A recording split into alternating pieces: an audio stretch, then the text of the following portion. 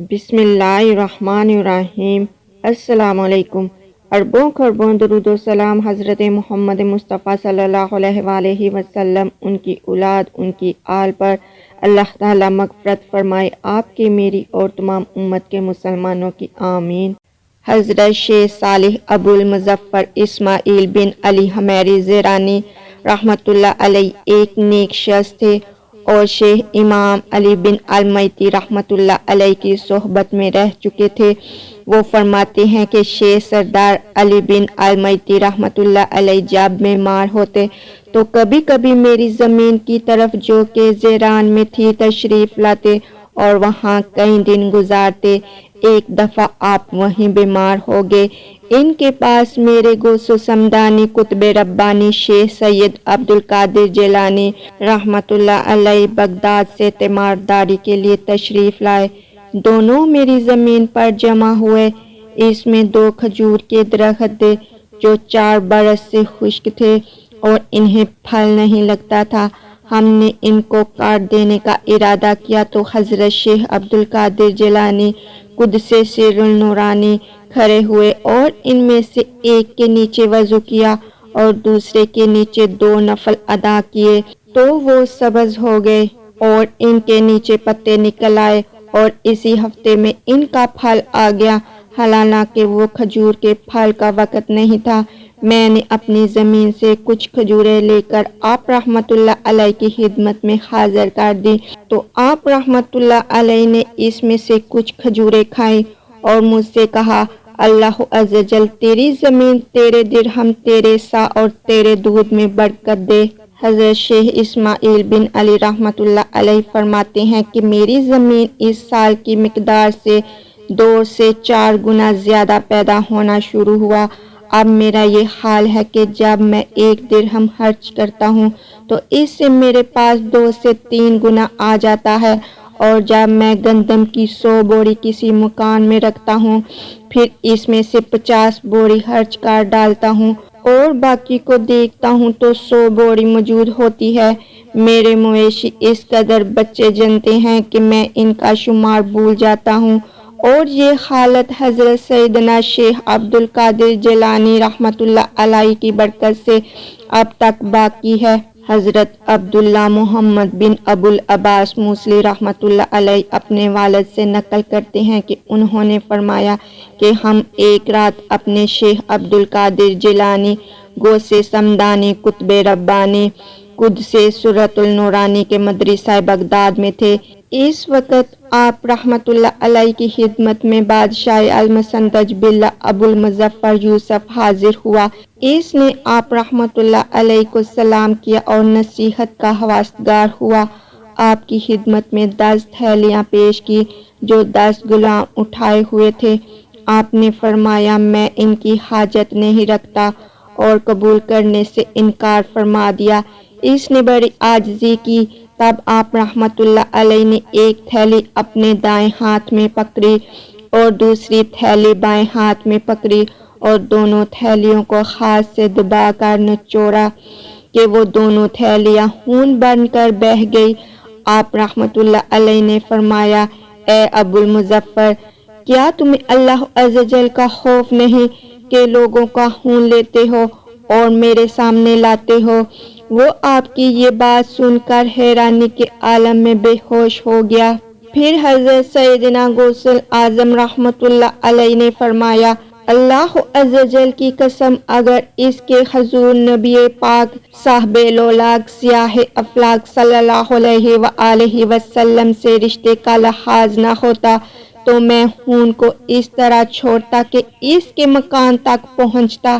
راوی کا قول ہے کہ میں نے خلیفہ کو ایک دن حضرت سیدنا محی الدین شیخ عبدالقادر جیلانی قطب ربانی رحمۃ اللہ علیہ کی خدمت میں دیکھا کہ عرض کر رہا ہے کہ حضور، میں آپ سے کوئی کرامت دیکھنا چاہتا ہوں تاکہ میرا دل اطمینان پائے۔ آپ رحمۃ اللہ علیہ نے فرمایا، تم کیا چاہتے ہو؟ اس نے کہا، میں غیب سے سیب چاہتا ہوں، اور پورے عراق میں اس وقت سیب نہیں تھا۔ آپ رحمۃ اللہ علیہ نے ہوا میں ہاتھ بڑھایا اور 2 سیب آپ رحمۃ اللہ علیہ کے ہاتھ میں تھے۔ آپ रहमतुल्लाह अलैह ने इनमें से एक इसको दिया। आप रहमतुल्लाह अलैह ने अपने हाथ वाले सेब को काटा तो नहायत सफ़ेद था, इससे मुश्की सी खुशबू थी। और अलमस्तंज ने अपने हाथ वाले सेब को काटा तो इसमें कीड़े थे। वो कहने लगा, ये क्या बात है? मैंने आप रहमतुल्लाह अलैह के हाथ में नहायत उम्दा सेब देखा है। आपने फरमाया, अबुल मुजफ्फर, तुम्हारे सेब को जुल्म के हाथ लगे हैं और इसमें कीड़े पड़ गए। नाज़रीन गिरामी, एक बार बगदाद मुअल्ला में ताउन की बीमारी फैल गई और लोग डरा-डर मरने लगे। लोगों ने आपकी खिदमत में इस मुसीबत से निजात दिलाने की दरख्वास्त पेश की। आप रहमतुल्लाह अलैह ने इरशाद फरमाया, हमारे मदरसे के इर्द गिर्द जो घास है वो खाओ और हमारे मदरसे के कुएं का पानी पियो। जो ऐसा करेगा इंशाअल्लाह अज़्ज़वजल हर मर्ज से शिफा पाएगा। चुनाचे घास और कुएं के पानी से शिफा मिलनी शुरू हो गई, यहाँ तक कि बगदाद शरीफ से ताउन ऐसा भागा कि फिर कभी पलट कर न आया। तिब्कातुल कुबरा में गौसल आजम रहमतुल्लाह अलैह का ये इरशाद में नकल किया गया है कि जिस मुसलमान का मेरे मदरसे से गुजर हुआ, क़यामत के रोज इसके अजाब में तखफीफ होगी। एक बार बारगाहे गौसियत माम में हाजिर होकर लोगों ने अर्ज की, आली जहां बाबुल अर्ज के करीब में एक कब्रिस्तान से मुर्दे की चीखने की आवाजें आ रही हैं। हजूर, कुछ करम फरमा दीजिए कि बेचारे का अजाब दूर हो जाए। आप रहमतुल्लाह अलैह ने इरशाद फरमाया, क्या इसने मुझसे हरकाए खिलाफत पहना है? लोगों ने अर्ज की, हमें मालूम नहीं।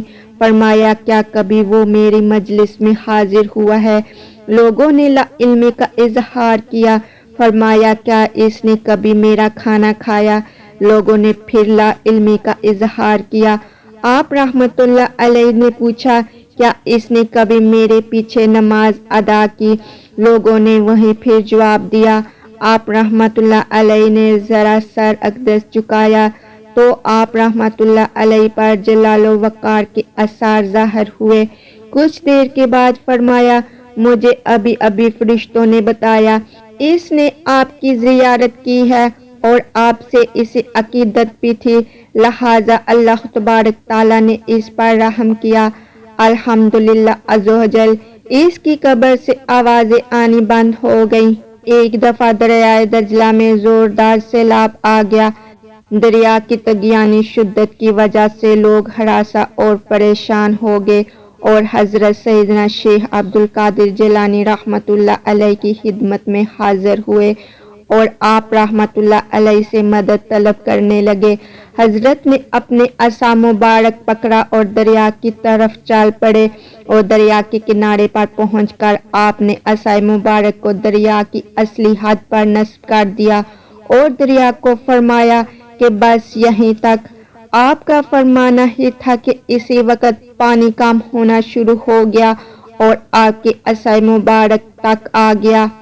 नाज़रीन गिरामी, हज़रत शाह अबुल आली रहमतुल्लाह अलैह तहरीर फरमाते हैं कि एक शख्स ने हज़रत सैयदना गौसे पाक रहमतुल्लाह अलैह की खिदमत आलिया में हाजिर होकर अर्ज किया, आप रहमतुल्लाह अलैह के इस दरबार में हाजतें पूरी होती हैं और ये निजात पाने की जगह है।